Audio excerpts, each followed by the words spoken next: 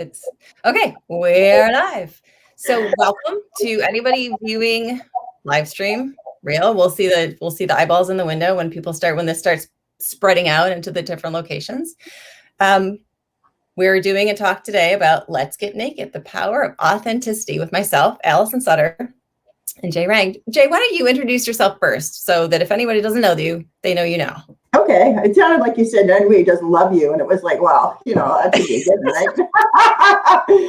Oh dear. Well, you know what? I've been a marketer for a whole bunch of years. I've been in promotional marketing for a long time, and I studied with. I started studying with Bob Proctor, and a lot of people know Bob. He's a famed philosopher from The Secret and an amazing mentor and teacher. And he kind of gave me the keys to the kingdom. And then I went off in this tangent of studying behavior and the mind and body language and universal law and all kinds of stuff. And after doing that for many years, I came full circle within the promotional marketing industry and wrote a book called Sensory Media.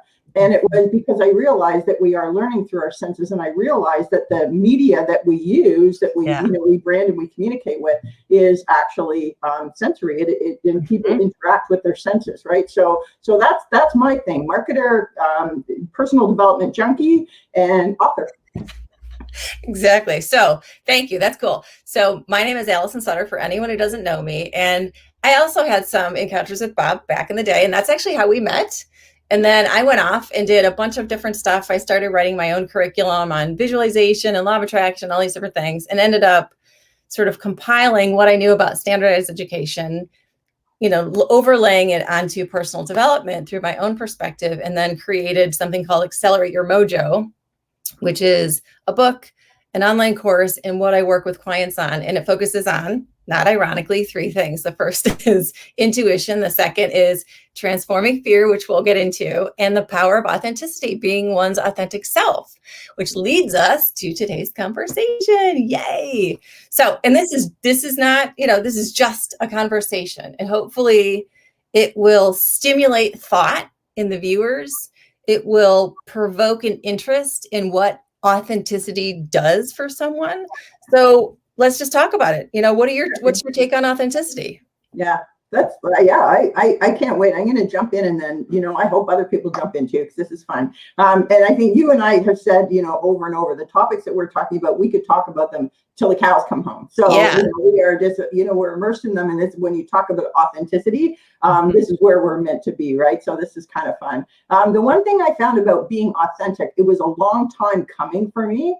And because, I think that, you mentioned about, understanding the way the education system works and how you've, morphed it to wake up mojo, but I think we're so conditioned to fitting in that being authentic. I used to always say that I had this tiny little flame in me, but I mean, more often than not, I squashed it because it wasn't always welcome, right?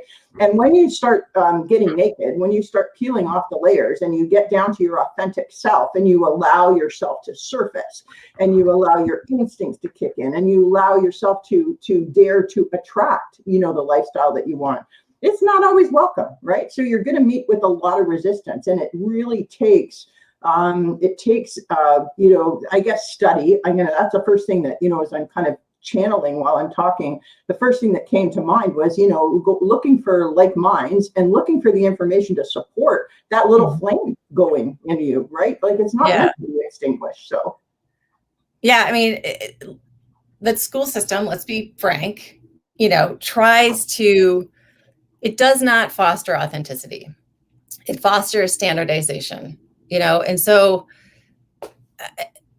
I wish I could just sprinkle magic dust and allow that sort of indoctrination to disappear. Because from my perspective, when someone is authentic to who they are, it only adds value to the general population that we are, right? It's like your specific perspective, your specific experiences adds so much value. And I think, you and I were talking before about if fear is the thing that impedes this authentic journey. Fear of judgment, fear of being wrong, fear of, and a lot of times having been in school, that is what is it's fostered this fear of not being enough, especially when you're a teenager and you've got peer groups and social groups, and then you go off into college and in life, and you bring with you these beliefs that you're not enough. Your perspective won't produce. Your perspective isn't valuable. And if I could just like have everyone soak up the energy of what authenticity offers life itself, it would be so amazing, Yeah, and the fear that's involved with it. And I think that, that when you look at sort of the opposing factors that we have here, everything that we are motivated to do is we're either motivated by love or we're motivated by fear. Those are the only two emotions, right? So when you think of, exploring your authenticity, and you spend some time with yourself, and I remember when my son was like in primary school, and I used to say to him, like, don't worry about being good in all subjects, just focus on, pay attention to what really turns your crank. And that's where you kind of want to, that's where you want to spend your life, right? I mean, what parent tells their kid that? So, but he used to come home and he'd go, Mom, like the teachers like the girls better because they behave or whatever, I mean, he never articulated that, but he already knew that whoever fell in line was the applauded child, right? And the one who was the independent thinker, or the one who maybe posed some different questions, or the one who wanted to learn experientially, or something that the system didn't provide, they were the problem kids, right? And not to say my son was a problem kid, because he figured out really early that all he needed to do was memorize stuff and he could get through the subject. Yeah. And today he is thriving in stuff that he just loves to do, which I'm really happy for him. But it is that fear that does interrupt us, and overcoming that fear. And maybe it's a bit of an age thing, because I guess I get to the point where it doesn't matter. But and I'm not saying it doesn't matter what people think or what they believe, because it does matter to me. I listen to all of it. But at the end of the day, I know that I feel best when I am true to myself. And I know, and you mentioned, Allison, about being our uniqueness and how we contribute to the collective. You can't be somebody else, because somebody else is already taken, right? Right. Right. So it's like, we're obviously not going to cure everyone's belief about, I'm not enough in one 20-minute segment. That isn't the purpose of this. The purpose of it is to entice people into further investigation. One of the ways, and the reason I teach the 3 subjects that I do, which is intuition, transforming fear, and authenticity, is because in my experience, when you investigate your intuitive hits, which to me are connected to your non-physical self, you are hitting on what is authentic for you. The two are tied together. They're not inseparable. So if you can follow those intuitive hits, it is leading you to do those 2 things, which is eventually transform the fear of, the doubt, the uncertainty, the things that plague you, into getting where you want to go, whatever that get to where you want to go is. And in my email to my list, I had mentioned a couple of things. I'd mentioned authenticity is making more meaningful and deeper connections. Clearly, if I'm pretending to be someone else, it's going to be interrupted by that. It's like, and you can talk about a couple of these topics too, because you're really, some of your expertise is like growing your business too. Being here, it's resilient, right? It'll interrupt in disease, like it'll disable you somehow. Yeah, exactly. Yeah. So it's like, if you're happier and you're more resilient, you're more likely, if you're a business person, to grow your business. It's like this organic offshoot. Yeah. People can feel you when you're authentic. They're like, that's who I'm going to get. That's who I want to work with. Or, stuff like increasing creativity and inspired action. When you're following that authentic path, and I'm sure you've experienced this just in your business alone, because you have a unique kind of business. So it's like, oh, for sure. And we've made it even more unique. And I mean, I'll thank the pandemic for that. It pushed a lot of people into, being in touch with themselves, right? And it pushed me into really, because I love the personal development side, and I love the learning side. And I realized that how many people are struggling because they're trying to be in so many areas at once, and they're wearing so many hats, and they're stretching themselves. and they're stressed to the nines, right? And it's kind of like when you get back to that and go, okay, what's really important, and follow that, you are healthier. I wanted to mention, I remember being on a call with Peggy McCall, and she had brought Gay Hendricks on the call, who was a very successful author, businessman for years and years. And he talks about the zones of competence, and he has this 4 zones: incompetence, competence, excellence, and genius. And of course, incompetence is doing something that you're clearly not good at. You're just wasting your time. Competence is stuff that you can do, like cleaning the house, or cleaning the grass, or whatever, but you could probably pay someone else to do, right? And then excellence, he said, is where most of us live, because we become very good at what we do. And then that's where we invest our time. And that's usually where we get most of our income. But then he talked about the zone of genius. And I think that is so relevant to our authenticity rate. So when you said, Allison, about being that uniqueness that only you can be, that's what he calls that zone of genius. And he said, even in the zone of excellence, even if you're really good, chances are you could train someone else to do that function, right? But at the zone of genius, which is where you and I are at, we've morphed into this umbrella called a human approach. And this is my genius. This is taking everything that I have done for the last 25 or 30 years and brought it together and go, okay, here's who we're helping. Here's how we're helping them. And it's something that only I can do, because that's my training, my expertise, and that's my passion, right? Yeah, that is so true, because I used to think I wasn't very smart.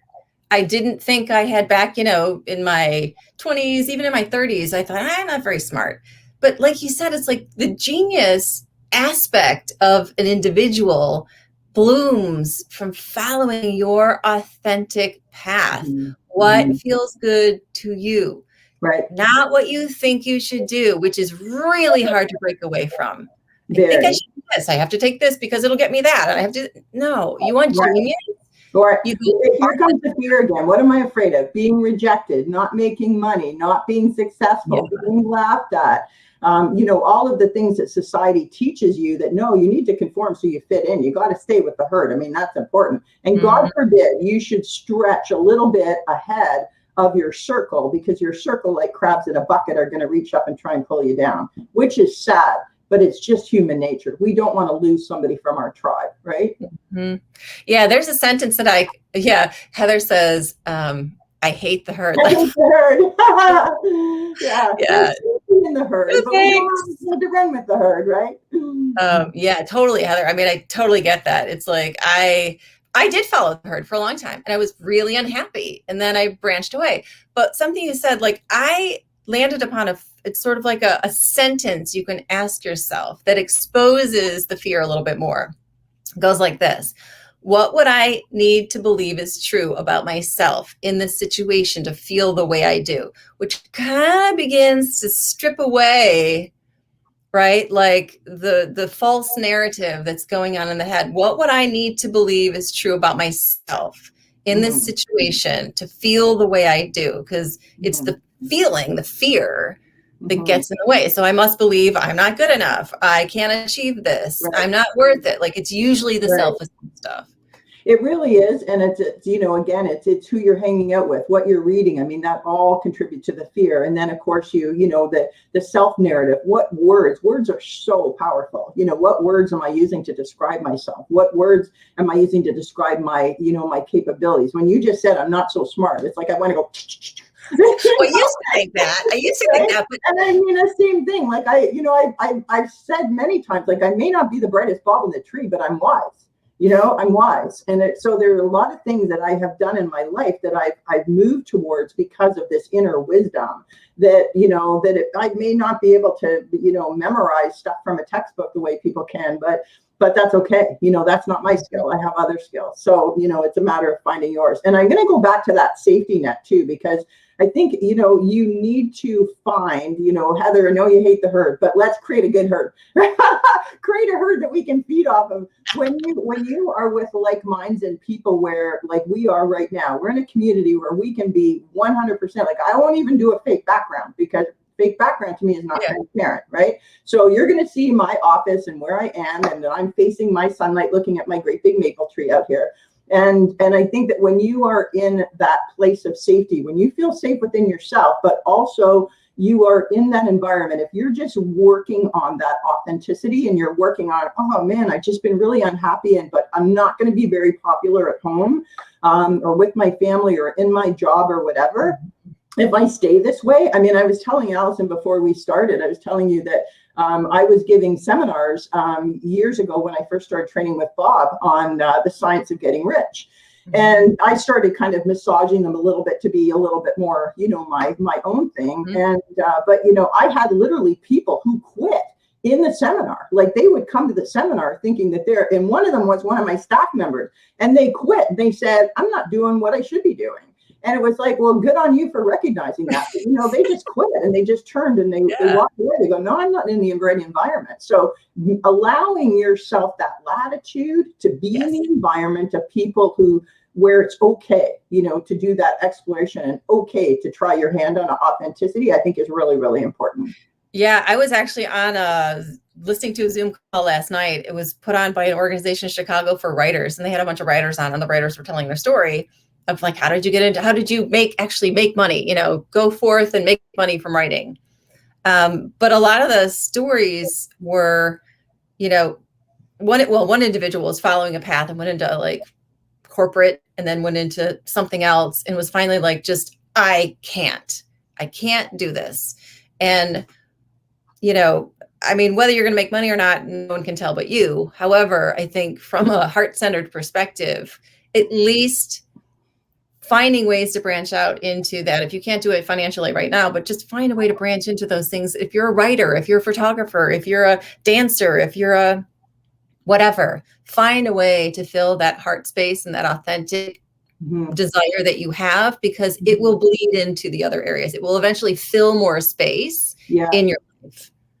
Well, and that's what Gay Hendricks said when he mentioned about the zone of genius. And he said, when I first decided to explore that and spend more time, he goes, at first it was only 10%, maybe 20%. And he goes, now it's like 85 or 90. He goes, I don't even answer my front door. So, like he's gotten to the point where he said, no, there's somebody else who can do that job better than I can. And the best thing I can do is to do my job, right? So he has completely shifted into that point. And it's like, oh, I love that. Yeah. So, I think, and it's tough for us because we are, we want to be self-sufficient and we want to please everybody, especially women, right? We're really good at that. We don't want to, we want to make sure the kids are looked after and the husband's looked after and whatever partner, whatever. And we're very good at, I even see it in the corporate setting that I remember years ago, my dad used to say, he goes, I love it when we have women in the boardroom. Because he said, it's unfortunate that they are slow to putting their hand up. But he said, man, they're the doers and they're the thinkers. He said, they go in there and he said, by the time they do put their hand up, they're so ready. And he said, they come up with like some of the most creative solutions. And he says, they're not afraid to roll up their sleeves. So, and that, again, that's part of our genius. That's part of our DNA. So let's, I suppressed my female for a really long time because, in the day when I started in the corporate world, it was mostly men. And I even worked for a cosmetic company. Out of the entire sales force across the country, there were only 2 women. They were all men, so, you learn to kind of play with the boys. And then after a while, no, I'm okay with painting my office pink. Exactly. Well, that's a great point. I want to just address Anita. Anita, if you have any questions, if you have anything that you kind of want a question, a comment, an experience, go ahead and throw it up there. We'd happy just to chat about it. But what you were saying though is like, if we can, by this conversation, gift you, whoever it is, the viewers now, viewers later, the inspiration to follow that authentic energy, because you're saying like you suppressed part of yourself because of the way it wasn't received in the environment. But I say let's unleash that, even if it's just little by little by little, just begin to unleash it and allow it to flow out, because I'm telling you, there are gifts in that authentic expression of self, whether it's clothing, whether it's voice, whether it's articulation, whether it's ideas, everything. And you are inspiring someone else to be their authentic self by No, that's a doing really that. good point. Yeah. And the word acceptance came to me when, when I was listening to you, the word acceptance came in because I think rather than expecting, that you to be this, superhero, like in all aspects of it. I mean, I don't know how many times I was Wonder Woman at Halloween, and they always say that whatever that costume is what you aspire to be, right? And oh dear. But I think the word acceptance came in because you start to accept, okay, this is how tall I am. This is what I am interested in. This is how I want my environment to be. And I mean, how many times I've talked to people of doing the Science of Getting Rich or the Goal Achiever program, and I said to them, mentally walk yourself through. When you wake up in the morning, when you open your eyes, first of all, what time is it? Where are you? Who is in the room with you, if anyone? What happens during your day? Where do you go to work? What does that environment look like? How many people are there? What are you doing? How are you feeling? And just even, I get chills just thinking about it. When you start to go through that process, oftentimes there's something that's out of sync, right? Mm-hmm. And I remember doing a person, the personality, the quadrants. Yeah. I love insights. That's my favorite one that I know the best. But I mean, they're all basically quadrants, and then they branch off into sub-personalities. And I remember when I did it, I did it maybe 15 years ago when my son was a teenager, and we went and had the profiles done together, and which was great from a communication standpoint. But the one thing, they do the profiles and they say, here's the you that you put in front of people, and here's the authentic you, right? Mine was a 1% variance. Like, I was the same person all the time. And that took a lot of courage over the years, right? Most people, everybody has all the quadrants of energies at any time. And depending on what situation or where they work or their family dynamic, they'll draw on those different energies, right? Yeah. And you might remember, actually, when we did the session with Paul Feeney, because Paul Feeney was the expert that we used in the Insights program. And so, understanding that's really true. But the fact that, I was within like 1% variance, he goes like, this is almost identical profile, right? And that took a lot of courage to get to that point, and a lot of overcoming fear, and a lot of not being so, I guess my fear was, one of them is, what are people going to think? And then you realize that what they think is none of your business. Right. Well, it's kind of hard to get there sometimes too, though. But Heather says, when I stopped caring about what other people were going to think, right, exactly, about me, or when the floodgates opened, exactly, hit the nail on the head. Yeah. Exactly. The thing is, it wasn't until part of my fear in being authentic was I wanted, like you said, wanted people to like me, wanted people to think I was nice. You are nice. And then it took a mind shift in being like, when I heard the sentence, the most generous thing I can do for someone else is be my authentic self. If you put it that way, if you want to be a giver, the most generous thing you can do for someone else is be your authentic self, and be that self, like you said, in all situations. So then people know who they're dealing with. Yeah. Otherwise, it's a false connection, which is why being authentic deepens the connection, because otherwise it's not the real you. What changes my childhood come in when I'm listening to that. I remember when my mom was, like an amazingly highly educated, very talented, very creative person. I mean, she was just a phenomenal role model. There's no question about that. And, a lot of times I know I didn't measure up. There's no, that's a given. And I remember when my mom was in her last months of living, and I mean, now I'll give her a little bit of latitude because I know she was on, some serious painkillers for the cancer. But I remember my dad coming in the room, and she and I were sitting on the bed, and we were going through some jewelry, and she was sharing, some of the things that she wanted me to have, which is really nice. She knew she was dying, and she just took great care in that, which is a very honoring thing to do. But she happened to comment, I don't know where the conversation comes, but she goes, yeah, I don't like Aries people. And my dad's standing there, he's going, well, Jay's an Aries. And she goes, I know. And I mean, I was kind of think black because, she was on morphine. But, I think that's like, and she was a Taurus. So, I mean, there's no question that we bucked heads. But that was part of the not wanting to be authentic, because when you're a strong person, people know when an Aries walks in the room. I mean, they're leaders, they take control, they have an opinion, they're not afraid to be a front runner. And there's a good time for that, and there's not a good time for that. And I think parenting, one of my stepdaughters, her 16-year-old daughter is an Aries, and and she makes no bones about it. I mean, she's a strong character. And and I think sometimes strong characters for parents are tough to handle. So Mhm. So that hangs in the back of my mind, and that was getting over that, going, not everybody's gonna love that style of you, but yet you're going to bring whatever uniqueness you're supposed to bring to the world, and don't worry Yeah. about what you're not bringing, or whatever who you're not. Somebody else will be your complement, right? Yeah. Yeah, Heather, I mean, that's when my authentic self flew into my, yeah, exactly. I mean, Yeah. social media is weird because it's like, it's just weird because there's all of these accounts where things are not authentic. They're altered. The vision, the images are altered. They're prescriptive. They're not authentic. So yeah, I mean, it's tough. So we've already gone over. So what we said we were going to do, but what I want to do is just invite you guys who are watching, my peeps here, and anyone else watches it in review, to just ponder the question, because these conversations are great, but unless we find a way to integrate, you find a way to integrate for yourself the concept of authenticity, it does no good. It's like school. It's like watching a video.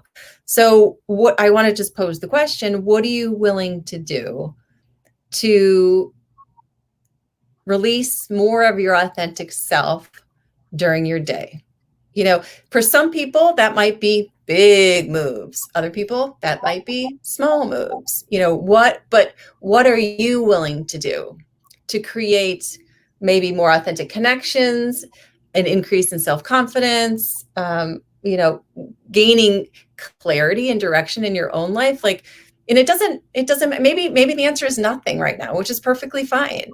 Or maybe the answer is something really big. I don't know. But it can be something as simple as, I don't know, being okay to admit that you don't know. Yeah, exactly.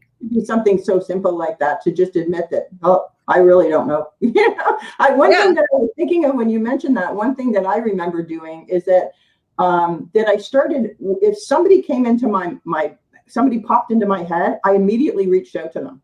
I mean, now it's easier on social media, but I would call them, or I'd send them emails, or I'd even write them a card or something. And people are like they were so astounded by that. And I do that today. I'll send somebody an email. So you popped into my head, so I just thought I'd give you a quick, hey, how's it going?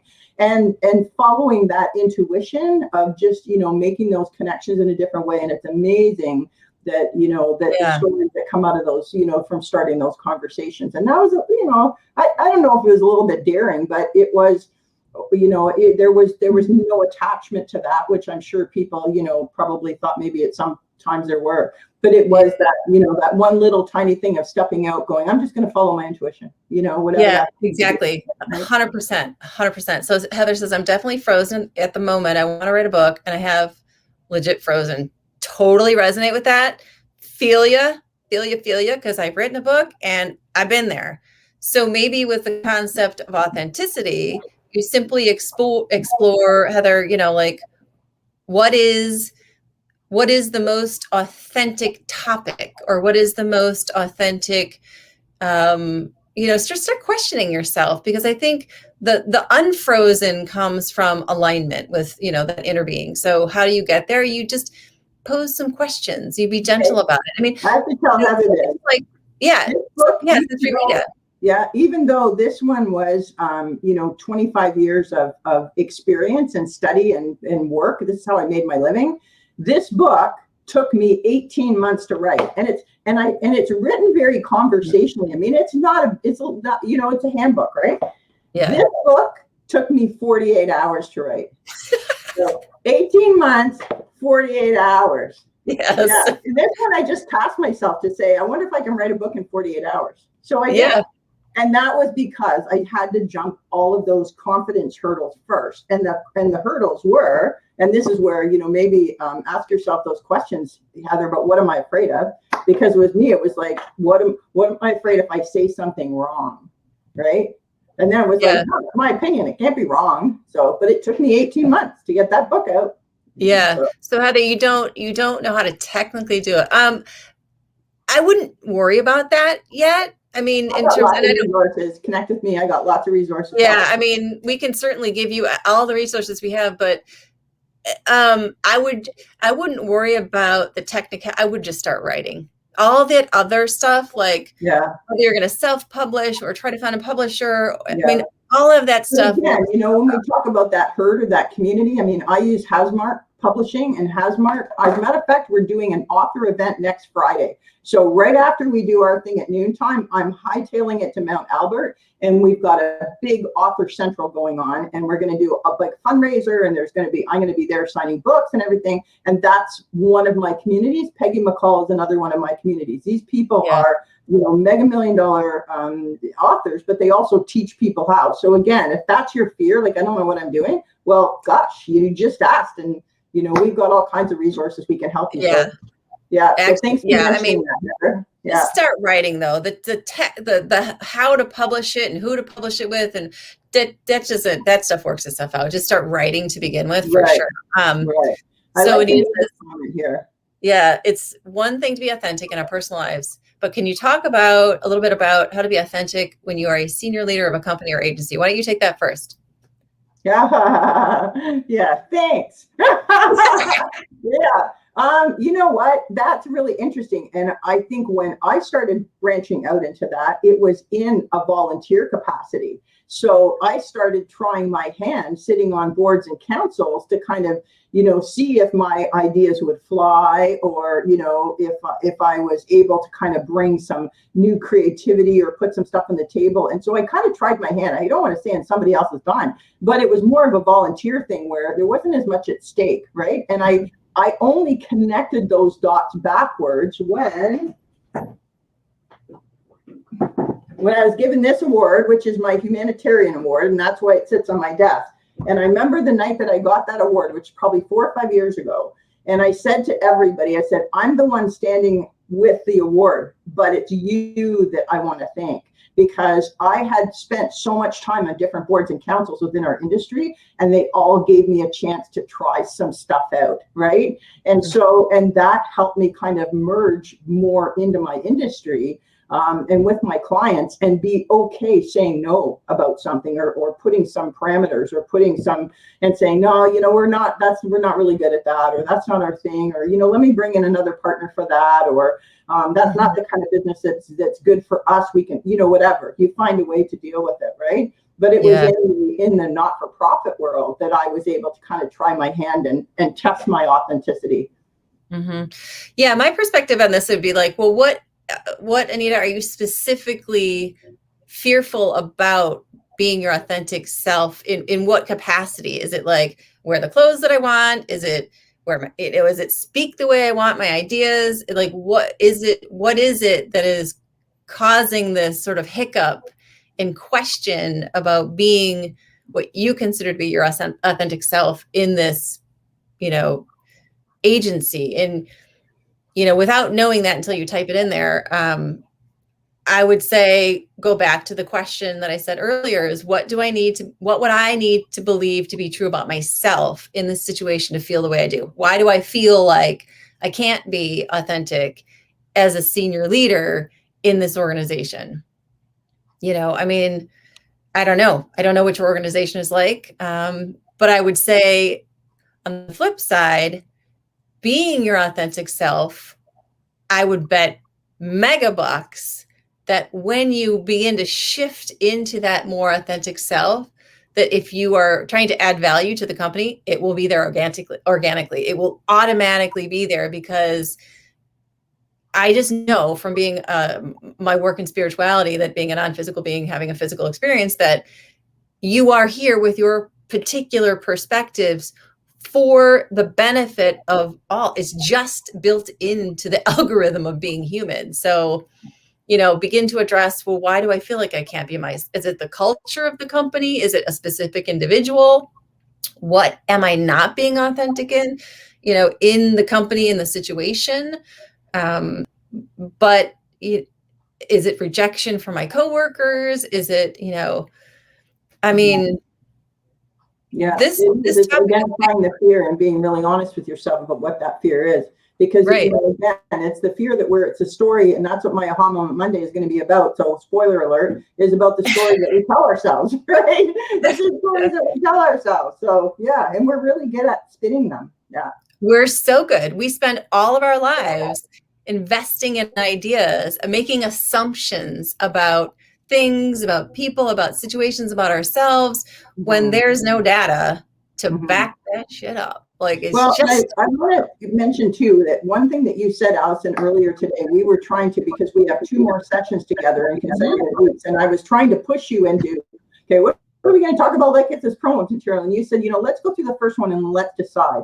That takes a lot of trust. And I think when you identify with your fear, whether it's fear of rejection, fear of not being accepted, fear of whatever in your situation, in your company or in your life like that, then when you trust the fact that, whatever happens, I'll be able to deal with it, yes. and I think that's sort of that next element, right? Yes. Oh, I have You worked said, for let's go through this myself. first one and then we'll figure out the next one. I was like, okay, because I trust the Yeah. fact that whatever our next one is going to be, like, just even better Well, than this one.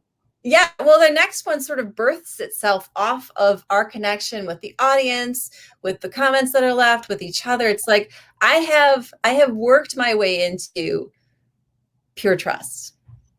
I'm relaxed. I know it's going to work itself out. I really, and it wasn't work. It was more about relaxation. It was more about just allowing and watching what happens, having that external feedback, external data, and being like, all right, I trusted. It worked out. I can do it, and now I'm just like, you could Yeah. just give me a title and I would trust it would be absolutely perfect. I wouldn't need anything else about it, because I know, and that's authenticity. That's like, And it's what you said about being integrated into the cosmos. If you're not being your authentic yourself, first of all, you're robbing humanity of who you're supposed to be, because that's your genius, that's your experience, right?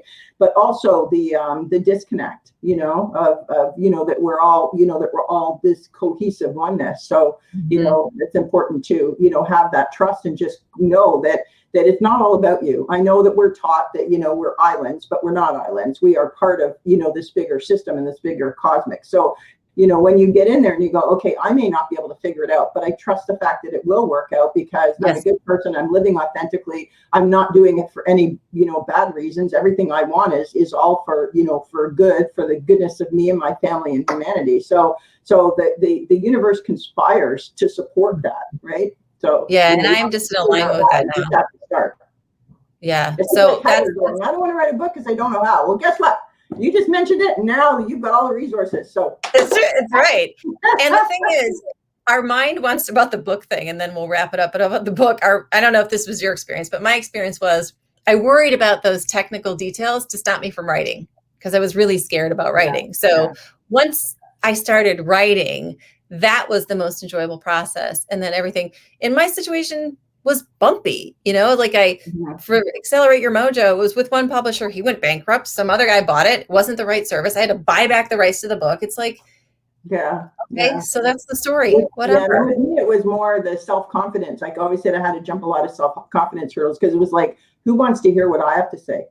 That's a big one. That was my big thing. Like, who wants to hear what I have to say? So, and I remember my son had seen my book launch and for Sensory Media, and he said he said something that I had said because the day that it launched, I launched it on what would have been my mom's birthday, and I was crying. My son's like, "What are you crying for?" And I said, well, because of the effort, but the fact that I actually was able to allow myself, my voice to come through. And I said, I didn't write this for me. I know what's in the book. And my son told everybody at the book launch, but she didn't write it for herself. She wrote it for everyone. So I think that that's where your authenticity comes from. When you're writing your voice and your genius, there's no wrong about it. It's like you owe it to the world to tell you your story, that you owe it to the world.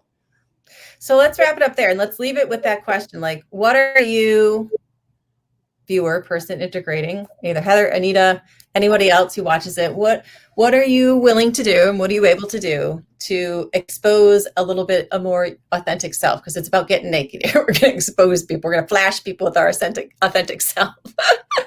And it can be everything from nothing to everything. I mean, it's up to you. It's your life. You get to write this script however you want to. And my big thing is, even if it's nothing, it's still okay, because someday that may change. So it's okay. Love it. Love it. I'm so grateful that we had a couple of people to dialogue with today, and I can't wait for more comments and to hear more people talk about what one little thing, one big thing. I mean, I write a moment Mondays, and ahas are like that. All of a sudden, something hits you, and you go, "Oh, of course, right?" And sometimes that's just a spark that you go, "Yeah, what am I afraid of?" And sometimes it's that little aha that kind of gets you going in the right direction. So I'm All right. so anxious to hear what other people, what Heather and Anita for sure, and anyone else that that happens to listen in on our conversation and shares what that one little thing is that they're willing to do just to be a little more authentic. I think when we share that amongst ourselves, and that we can certainly inspire others, right? So are you willing to expose yourself? What's your thing that you're going to be a little more authentic? And I'll share mine. So what's your thing that you're going to commit to in terms of authenticity? Did you ask me? I'm asking you. Oh my God, can I possibly be more authentic? I have to really think about that. Well, I can go first. You know what? I'm like you. I operate on so much trust. I think what comes in. That this is all about channeling. What comes in is just being really honest with myself about facing my fears, but really drilling down and go, is that what I'm really afraid of? And then taking that fear and turning it into something that will help me be just that much more authentic. Mm-hmm. I guess mine would probably be, although I don't come in contact with because my dad passed in March, and I don't come in contact with that side of the family anymore. But maybe my thing would be when we come to the holidays is being, because I don't show the Accelerate Your Mojo work and stuff. My family doesn't really know about that, but to express myself as I know myself to be as a spiritual entity more so, and stop sort of hiding it and keeping it from certain people who I'm afraid, might say you're nutso, that type of thing. So that's sort of my commitment, maybe, is just to be more, bring all of myself all of the time, because that's the part that was shoved to the side. Oh my God. Yeah. I just love when people say that, and I remember years ago, after I separated from my son's dad, now this is going back 22 years ago. And I remember going for, I don't know I can't remember, it was Reiki or something like that, like an energy kind of training. And she said to me at the time, she says, you're very compartmentalized. You're a business leader and you're a mom and you're a volunteer and whatever, all the things that I was doing. She said, you're very compartmentalized. She goes, when you start to integrate yourself and she said exactly that, Alice. And she goes, you bring your whole self everywhere you go. And I was like, what does that even mean?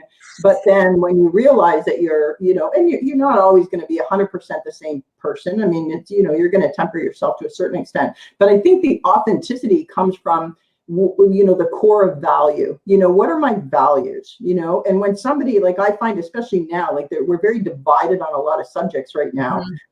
And I find when somebody crosses my values, then it doesn't matter who they are, I'm going to stand firm in my values. You're not going to rock me in that. So I think, yeah. Cool. All right. Yeah. We'll wrap it up for today. We're going to do this again 2 more times. So right now, daytime is to be determined, but probably similar because this is a Friday. So I'm sure it'll probably flow for our schedules to be on Fridays again, probably the same time. Yeah. But stay tuned for the day stamp and the topics, which will birth itself out of this conversation. It will. Yeah, it'll be so much fun. Thank you, Allison, for the invitation. Yeah. See you guys later. Heather and Anita for your comments and your inspiration just by being here. It's wonderful to hear from you. So, yeah. Yep. And if you guys want, visit our websites, get to know us. I'm on Instagram. You're all over the place, Jay. You've got a great website. Yeah, for sure. Yeah, post all over the place. And as I always say, succeed deliberately. Nice. We'll see you guys later. Bye.